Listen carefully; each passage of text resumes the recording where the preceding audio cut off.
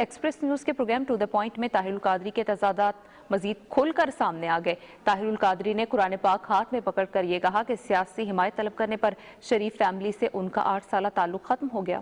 یہی وجہ بنی میرے تعلقات کے ختم ہونے کی۔ میں نے اگلے خطبہ جمعہ میں جب خطاب جمعہ کیا، جس میں محترم میاں شریف صاحب مرحوم بھی تشریف فرما تھے، نواز شریف صاحب بیٹھے ہوئے ہیں، شہباز شریف صاحب بیٹھے ہیں، پورا خاندان بیٹھا ہے، ویڈیو میں نظر آتے ہیں۔ میں نے ان کی موجودگی میں منبر رسول پہ یہ ساری باتیں کہہ دی، یہ چھانگا مانگا کا بھی کہہ دیا کہ انکار کر دیا، اور کہا کہ آج میں جا رہا ہوں، میری زندگی کا آخری خطبہ جمعہ، ہمارا تعلق کٹ گیا۔ ہمارا تعلق اس شرط پر تھا کہ مجھ سے یہ سیاسی مدد نہیں مانگیں گے اور میں ان سے کوئی مالی مدد نہیں لوں گا۔ میں قرآن مجید پہ آپ کے پروگرام میں ہاتھ رکھ کر 20 کروڑ عوام کی خاطر کہہ رہا ہوں۔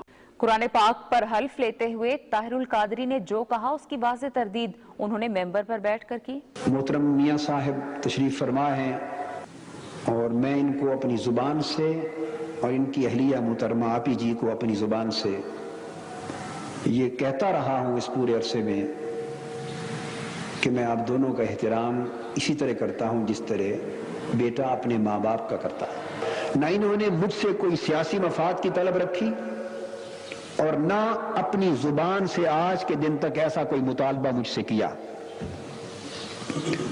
میں آپ کو سچ بتانا چاہتا ہوں تاکہ کسی کو کوئی غلط فہمی نہ ان کی نسبت رہے نہ میری نسبت رہے۔ بنیادی اعتراض ہے اس پر کہ آپ نے یہ کہا تھا کہ آپ نے کبھی انہوں نے آپ سے کوئی سیاسی فائدہ لینے کی کوشش نہیں کی، بعد میں آپ نے کہا کہ انہوں نے یہ کہا تھا اور آپ نے آخری خطبے میں کہا، یہ آخری خطبہ ہے جو کہ شیئر کیا گیا ان کی طرف سے۔ میں اب اس تفصیلات میں نہیں جانا چاہتا۔ توہین رسالت کے قانون جیسے سنجیدہ معاملے پر بھی طاہر القادری کی تضاد بیانی کوئی ڈھکی چھپی نہیں، کیونکہ وہ یہ واضح کر چکے ہیں کہ اس قانون کا اطلاق غیر مسلموں پر نہیں ہوتا۔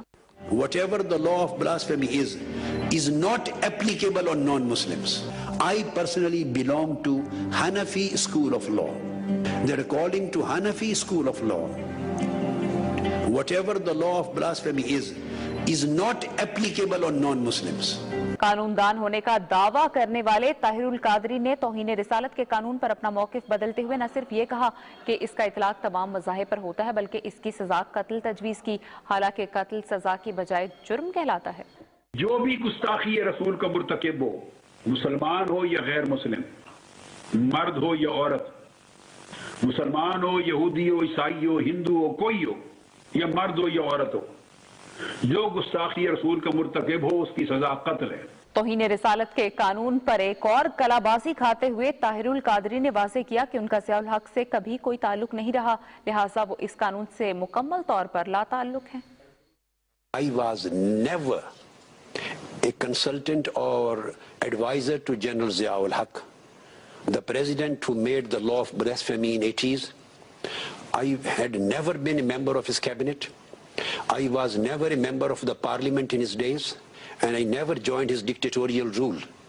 And the way he was formulating the Sharia law, I was totally against it. And this law needs a lot of reforms and amendments, and I do not support this law as it is being practiced in Pakistan.